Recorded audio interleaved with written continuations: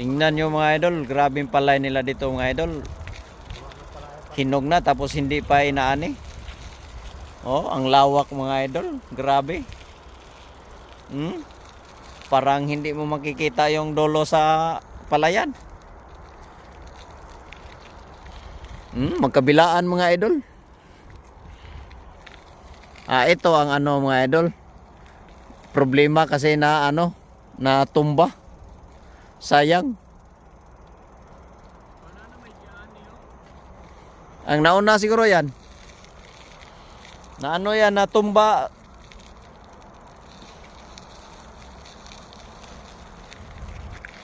May damage konti nito mga idol na tumba sa hangin.